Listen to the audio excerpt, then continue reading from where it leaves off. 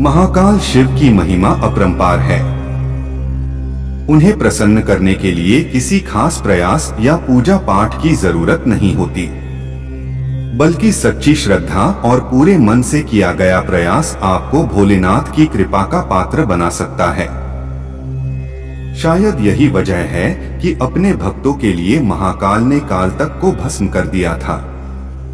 ऐसी ही एक कथा मिलती है हमारे धार्मिक ग्रंथों में, जिसे हम आपके साथ शेयर कर रहे हैं।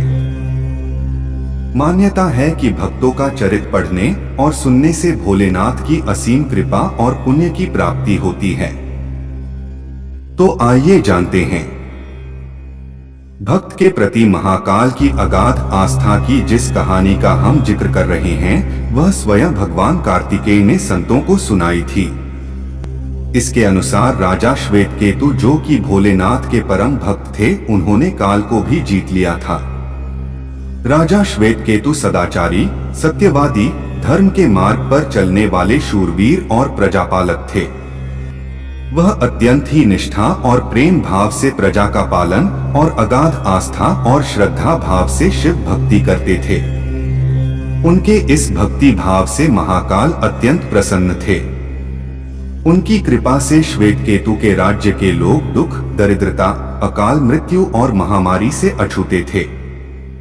एक दिन जब राजा श्वेतकेतु का जीवन काल समाप्त होने को था और वह भोलेनाथ की आराधना में लीन थे, तब चित्रगुप्त ने यमराज से कहा कि राजा श्वेतकेतु की आयु अब पूरी हो चुकी है, अब उनके प्राण हरने का समय है।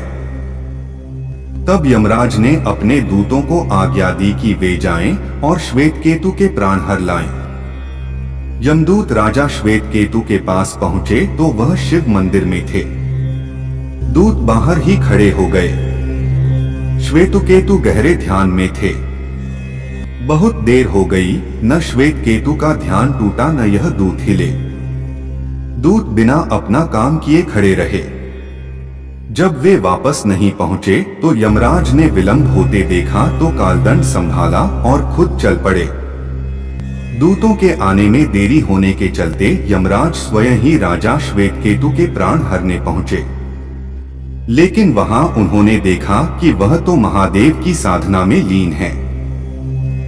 अब तो वह सोच में पड़ गए कि इसके प्राण कैसे हरें। उन्होंने सोचा कि यह अभी पूरी तरह शिव पूजा में डूबा है। इस स्थिति में शिव पूजा का उल्लंघन नहीं किया जा सकता। तब वह भी बाहर ही खड़े हो गए। उधर जैसे ही काल को इसकी सूचना मिली तो उन्होंने तलवार निकाली और शिव मंदिर में जा घुसे। काल ने देखा कि राजा श्वेतकेतु अभी भी भगवान शिव के लिंग स्वरूप के सामने बैठे ध्यान मग्न हैं। वह झपटकर आगे बढ़ा और जैसे ही उसने राजा श्वेतकेतु का सिर काटने के लिए तलवार उठाई, शिव ने अपना तीसरा नेत्र खोलकर काल की ओर देखा। भोलेनाथ का तीसरा नेत्र खुलते ही काल वही राजा श्वेतकेतु के सामने जलकर भस्म हो गया। थोड़ी देर बाद जब राजा श्वेतकेतु का ध्यान टूटा, उन्होंने अपनी आंखें खोली तो राख में बदल चुके काल को देखा। उन्हें चिंता हुई कि यह कौन है और क्या है। श्वेतकेतु ने भगवान शिव से पूछा, हे भोलेनाथ, ये किसकी राख है? इसे किसने और क्यों जलाया? तब भोलेनाथ ने बताया कि यह काल था जो कि तुम्हारे प्राण हरने आया था। राजा श्वेतकेतु ने कहा कि हे महाकाल, यह तो आपकी ही आज्ञा से तीनों लोक में विचरता है, लोक को नियंत्रण में रखता है। इसी के भय से तो लोग पुण्य कार्य करते हैं। आप इन्हें अतिशीघ्र जीवन दान दे दें।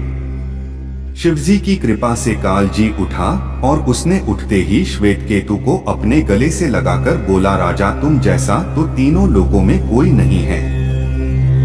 तुमने तो अजय काल को भी जीत लिया। जीवन दान पाकर काल और यमराज ने कहा कि ऐसे जातक जो शिवजी के परम भक्त हैं, सच्चे मन और पूरी श्रद्धा से महाकाल की पूजा में लीन रहते हैं, सिर पर जटा और गले में रुद्राक्ष पहनते हैं, विभूति का त्रिपुंड ललाट पर लगाते और पंचाक्षर मंत्र का जप करते हैं, उन्हें कभी भी अकाल मृत्यु का ग्रास नहीं बनना पड़ेगा।